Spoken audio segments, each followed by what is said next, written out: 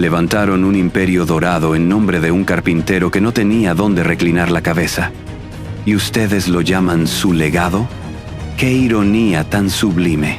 Yo vi cada movimiento, cada traición, cada instante en que la luz se convirtió en cadenas. Debo admitirlo, fue una obra maestra. Su mensaje de libertad fue encerrado en una jaula de dogmas y poder. No fue devoción, fue la más brillante y despiadada toma de poder de la historia. Y yo fui testigo privilegiado de cada trazo.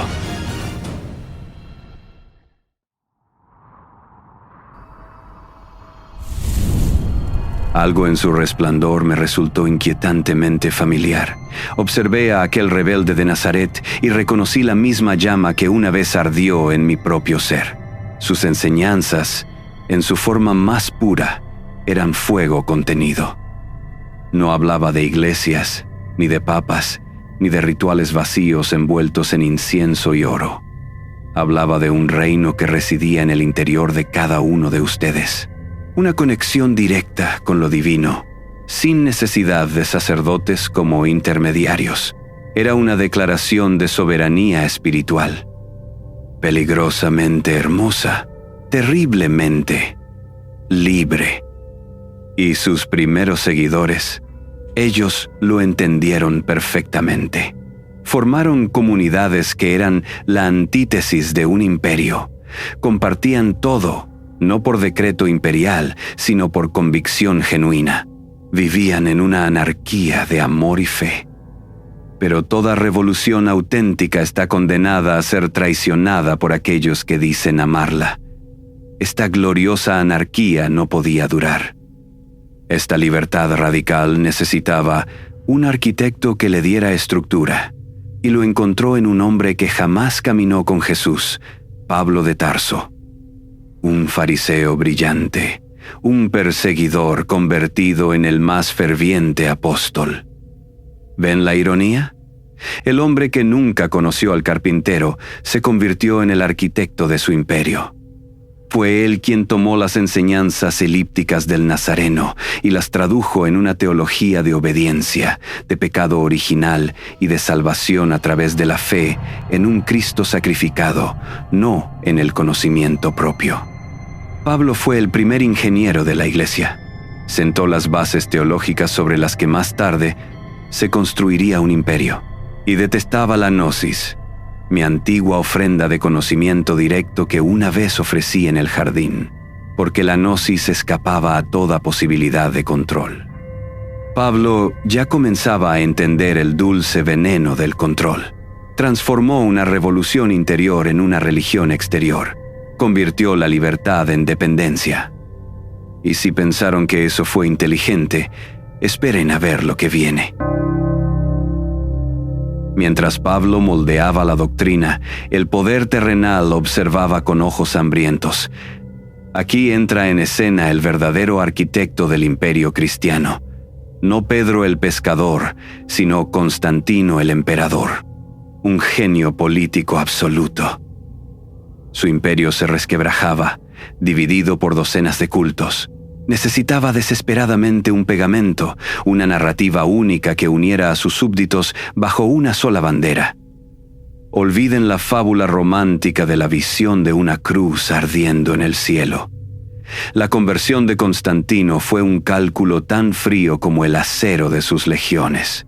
Vio en la creciente energía cristiana, ya domesticada por la estructura de Pablo, la arcilla perfecta para moldear su nuevo imperio. Pero había un problema. La materia prima era demasiado diversa. Existían docenas de interpretaciones sobre Jesús. ¿Era un profeta? ¿Un iluminado? ¿Un Dios encarnado?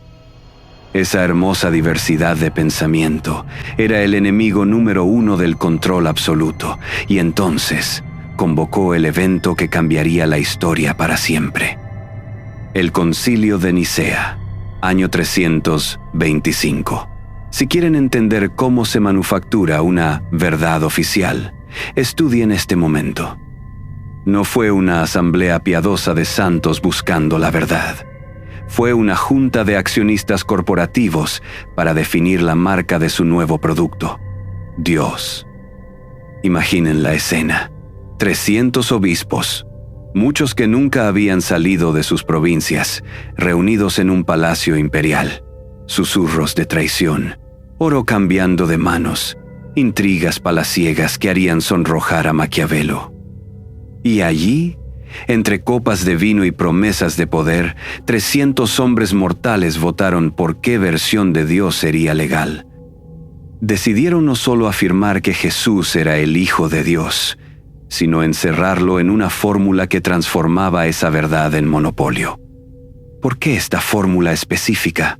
Porque si Dios tiene un único Hijo, y ese Hijo funda una única iglesia, y esa iglesia es respaldada por un único emperador, ¿ven el poder absoluto que emana de esa simple declaración? Brillante. Absolutamente brillante.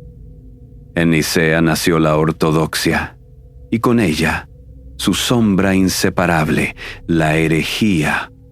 Pensar diferente ya no era una opción. Se convirtió en un crimen contra Dios y, por extensión, contra el imperio.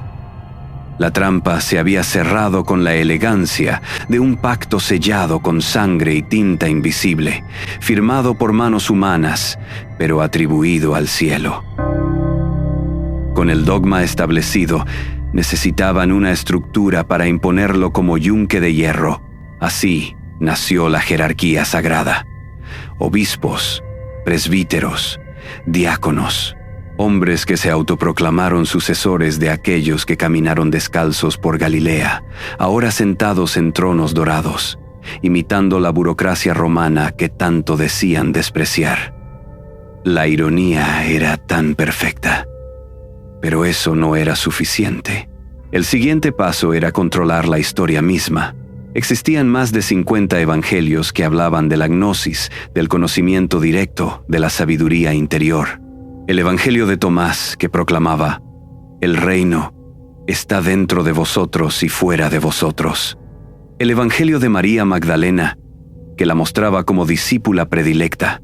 El evangelio de Felipe, que hablaba del matrimonio sagrado.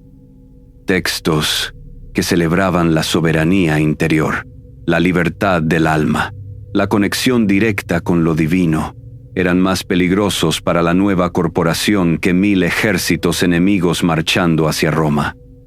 Su solución: una selección quirúrgica de la historia.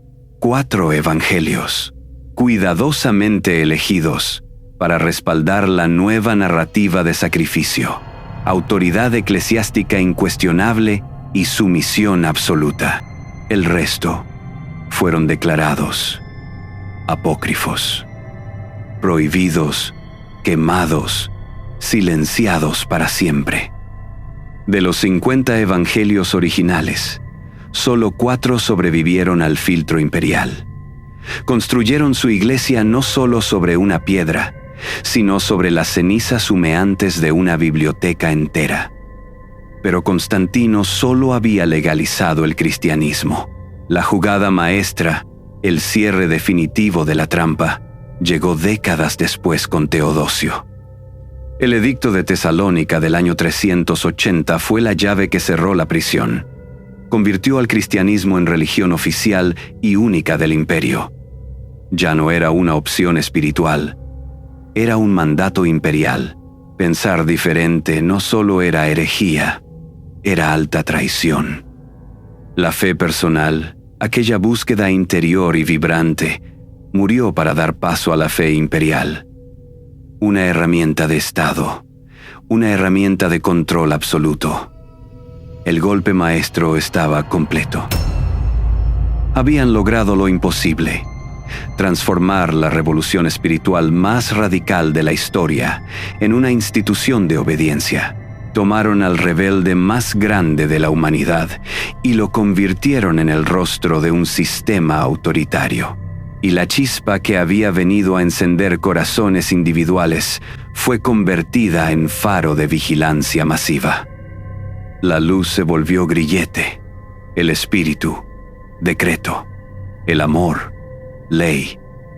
El imperio estaba consolidado. La cruz, aquel símbolo de la subversión de un individuo contra el poder, se convirtió en el emblema mismo del poder. La fe dejó de ser una búsqueda interior para convertirse en una lealtad impuesta a punta de espada. Y cuando un imperio tan vasto, forjado en la exclusividad de su verdad única, necesita demostrar su fuerza ante el mundo, la palabra dulce ya no es suficiente. Hace falta fuego, hace falta acero, hace falta miedo. Se necesita que la sangre de los infieles empape la tierra que llaman sagrada.